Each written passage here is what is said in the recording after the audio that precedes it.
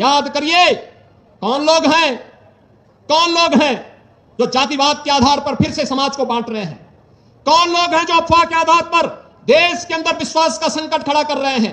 कौन वे लोग हैं जो लगातार भारत को भारत न बना रहे इसके लिए तमाम प्रकार से दुष्चक्र कर रहे हैं? और याद करेंगे तो ये वही लोग हैं जिन्होंने कहा था कि राम और कृष्ण तो हुए ही नहीं।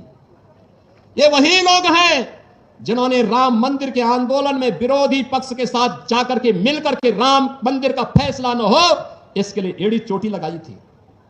ये वही लोग हैं जो राम सेतु को तोड़ने के लिए तो उतावले दिखाई देते हैं लेकिन राम मंदिर के निर्माण का विरोध करते हैं। ये वही लोग हैं जिनके द्वारा लगातार देश के अंदर अविश्वास का वातावरण पैदा करने का प्रयास किया जा रहा है और इस अविश्वास के परिणाम स्वरूप ये भारत के संवैधानिक संस्थाओं को भी कटघरे में खड़ा करने का प्रयास कर रहे हैं।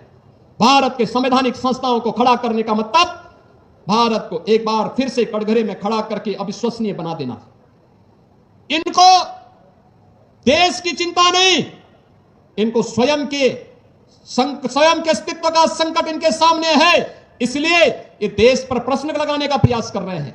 भारत की अस्मिता के साथ अब खिलवाड़ करने पर उतारू हो चुके हैं और इसीलिए जब आज हम यहां पर आए हैं इस जौहर स्मृति संस्थान के कार्यक्रम में, यह संकल्प का दिवस हम सब के लिए होना चाहिए और यह संकल्प इस बात का संकल्प बनना चाहिए जो संकल्प सैकड़ों वर्षों से, विगत 1200-1300 वर्षों से इस वीर भूमि ने पूरे भारत भूमि को दिया है।